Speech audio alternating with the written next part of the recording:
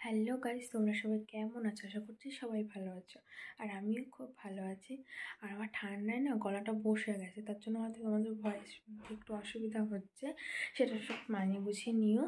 আর দেখো আজকে কত সকালে উঠেছি, দাঁড়াও তোমাদের বাইরেটা একটু দেখাচ্ছি, দেখলেই বুঝতে পারবে। জানলাতেই দেখাচ্ছি কত সকাল। দেখো এখন বাজে হলো ভোর হয়তো 3টে কি 3:30 বাজে, তোমাদের দেখাচ্ছি। দাঁড়াও দেখি তোমাদের টাইমটা দেখাচ্ছি কটা বাজে। আমি এখনো দেখিনি, আমি তার আগে ভীষণ ঠান্ডা পড়েছে, কারণ চাদরটা পরে নি একটু। আর এখানে দেখো এরা সব ঘুমাচ্ছে, এই যে একজন, এই একজন, সব ঘুমাচ্ছে। এখানেও দুজন ঘুমাচ্ছে, একজনকে তো দেখতে পাচ্ছি এই যে।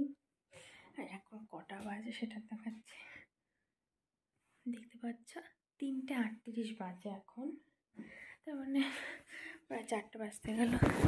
আর এত সকালে কেন উঠলাম সেটা তোমাদেরকে বলবো, নিশ্চয়ই বলবো। তোমরা ভিডিওটা কন্টিনিউ দেখতে থাকো, তাহলে বুঝতে পারবে এত ভোরবেলা উঠে মানে এত উঠেছি কেন। আর আমিও এখন স্নান করতে যাবো। মার মাসিও চলে গেছে স্নান করতে, এখন আমিও যাব। তো তোমাদের সঙ্গে স্নান করে এসে তারপর তোমাদের সাথে কথা হচ্ছে যে তাড়াতাড়ি স্নান করে এসে, নাহলে আমার আবার শ্যাম্পু করতে হবে। চুল এমনি শুকাবে না, কিন্তু আরও বেশি ঠান্ডা লাগবে। এখন দেখছো বাইরে পুরো অন্ধকার রয়েছে, প্রায় 3:38 বাজে, এখন হয়তো 40 হয়ে গেছে। আমার স্নান করতে করতে জাস্ট টাইম লাগবে অনেকটাই। তো তোমাদের সাথে আবার পরে কথা হচ্ছে। দেখো গাইজ, বাড়ি থেকে বেরিয়ে গেছি আমরা সবাই মিলে, প্রায় 12 জন, মানে আমার মাসিরা এসেছিলো আর আমার ফ্যামিলি কজন। তারপরে দেখো সামনে মনে হয় রাস্তায় শুধু কুকুর ছাড়া আর কেউ রাস্তা ছিল না, একটা লোকও ছিল না রাস্তায়। এখন দেখো প্রায় 4টে বাজে, ভোর 4টে বাজে। আর দেখো আমরা এখন বাস স্ট্যান্ডে যাচ্ছি, 4টে একটু বেশি বাজে হয়তো, মানে 5টার সময় একটা বাস আসবে, ওইটাই ধরবো আমরা, তার উদ্দেশ্যেই রওনা দিচ্ছি। আর তোমাদের তো বলাই হয়নি আমরা কোথায় যাচ্ছি।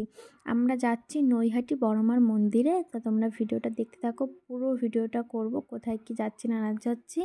দেখো আমরা বাস স্ট্যান্ডে দাঁড়িয়ে আছি, এখান থেকে বাস ধরবো, তার জন্য শীত গাইজ। আমি আজকে পুরো একদম ঠান্ডা জল চান করেছি, তা আমার শীত লাগেনি, তো গরম জলে চান করো।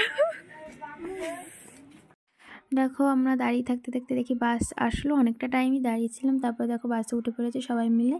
আর বাসে মনে হয় 3জন মতন লোক ছিল, আর বাকি সবাই আমরা ছিলাম। দেখো এখানে দেখো 2 বোন বসেছে, সামনে বাবা বসেছে। আর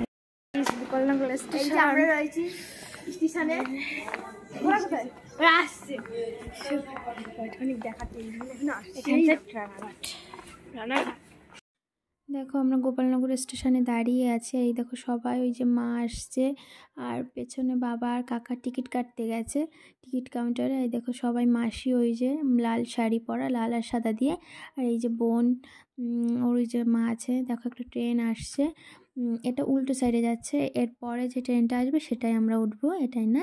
আর আমরা যাবো এখান থেকে রানাঘাটের থেকে তারপর তোমার নৈহাটি।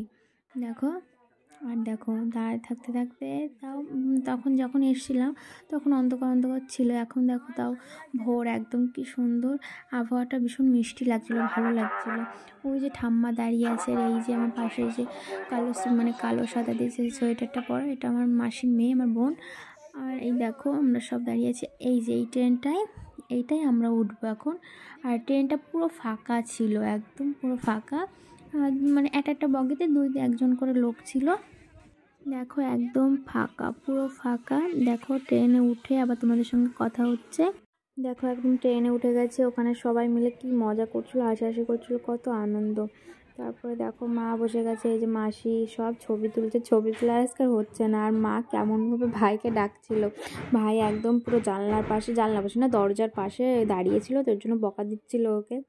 আর এখানে দেখো বাবা ভাবছি কি করছে, ওর জন্য বাবা হাসতেও পারছে না, শুধু তাকিয়ে আছে, ভাবছি কি করছে। বাবা একটু ওদিকে ঘুরতে নিয়ে যাচ্ছিল। আর এখানে এসে বোন বলছে আমাকে একটু ভিডিওতে নিয়ে।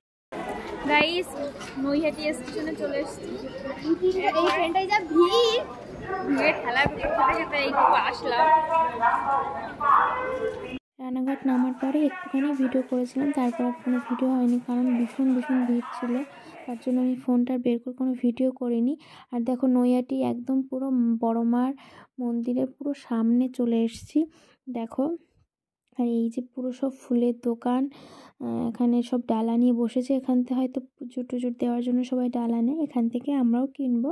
আমরা একটু সামনের থেকে গিয়ে কিনবো, সামনে সব আছে, এখানে সব অনেকেই বসেছে, এখান থেকে সব কিনবো ডালা। মায়ের কাছে পুজো দেওয়ার জন্য এখান থেকে ডালা নেবে সব মা। তারপরে তোমার দিকটা খাও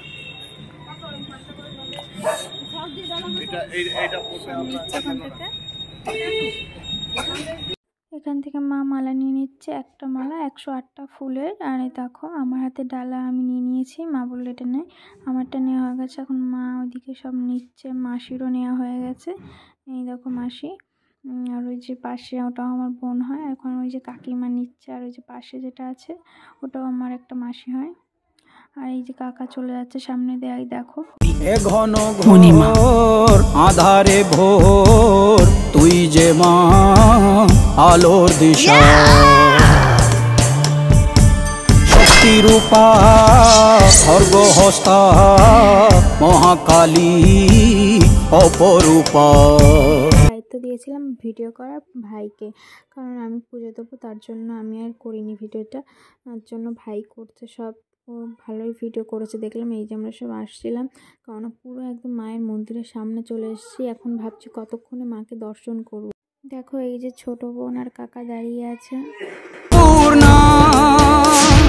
সন্তান স্নেহে দেখো একদম মায়ের মন্দিরের সামনে এই যে সব দেখো লাইন দিয়ে দাঁড়িয়ে আছে। এখান থেকে দেখা যাচ্ছে ওই যে গেট। এতক্ষণে মনে হচ্ছে আমাদের অত দূর থেকে আসা সার্থক হলো। এখন দেখো এত লাইন, প্রচুর প্রচুর লাইন। দেখো দেখো প্রচুর লাইন, জানি না কখন শেষ হবে পুজো দেওয়া, কারণ অনেক অনেক লাইন, মন্দির থেকে প্রায় অনেকটা দূর পর্যন্ত লাইন। সে যাই হোক না কেন পুজো তো দিয়েই যেতে হবে, বিকেল হোক আর রাত হোক। হয়তো বিকেলই হয়ে যাবে, যদি বা লাইন ঠিকঠাকভাবে টানে তাহলে আর বিকেল হবে না। দেখো এ যে মা তুলির পরশে তরি, অন্নহীনে অন্নদায়িনী দয়াময়ী, তুই যে মা অন্নপূর্ণা, সন্তান স্নেহে তুই মা যেন কল্যাণী সম্পূর্ণা। বিকেল হয়ে যাবে তাড়াতাড়ি লাইন দিতে যেতে।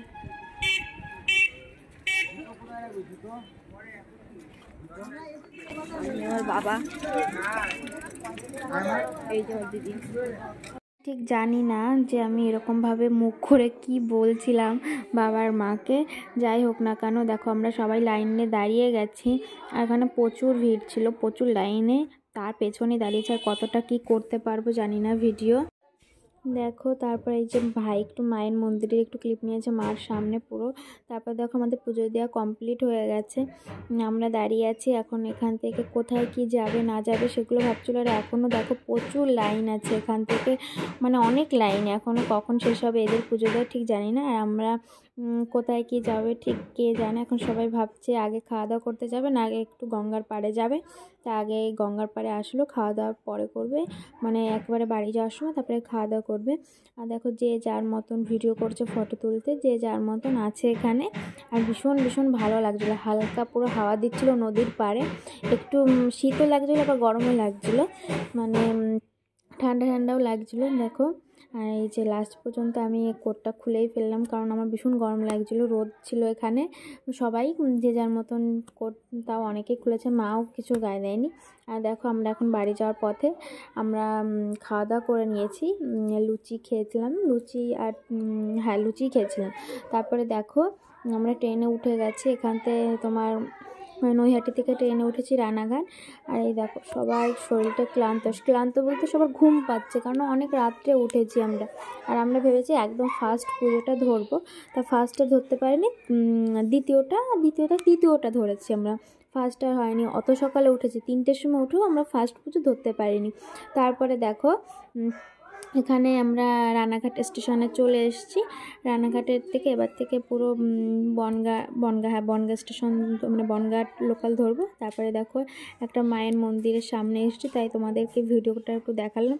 আর এই যে দেখো আমার চোখ মুখের অবস্থা, মানে শরীর ক্লান্ত হয়নি কিন্তু ঘুম ঘুম পাচ্ছিলো তার জন্যই। তারপরে এই যে এখান থেকে তোমার পুরো বাড়ি যাব। দেখো আমরা এখন বাড়ির প্রায় সামনেই চলে এসেছি। বাড়ির বলতে আমরা যেখান থেকে বাসে উঠেছিলাম তার মানে একটু সামনে। দেখো বাড়িতে গিয়ে তোমাদের সাথে আবার কথা হবে। হ্যালো গাইজ, রাত্রে এসে আর ভিডিওটা কন্টিনিউ করতে পারিনি, কারণ রাত্রে এসেই ঘুমিয়ে পড়েছিলাম। শরীরটাও খারাপ লাগছিলো, একটু ঘুম পাচ্ছিলো ভীষণ। আর বললামই তো রাত 3টের সময় উঠেছি, ঘুম পাচ্ছিলো। তারপর দেখো সকাল এখন হয়তো বাজে তোমার 11টা, আর মাসিরা সকাল সকাল উঠে চলে গেছে, কারণ ওদের স্কুল ছিল, পড়া ছিল, তার জন্য সকাল সকাল উঠে চলে গেছে। আর আমিও মানে সকালবেলা উঠে ফ্রেশ হয়ে একদম স্নান টান করে তারপরে একদম এসছি। আর এই দেখো, আর আজকে ভিডিওটা এইটুকু। ভিডিওটা যদি ভালো লাগে লাইক কমেন্ট শেয়ার সাবস্ক্রাইব করে দিও। আর তোমরা সবাই ভালো থেকো, টাটা।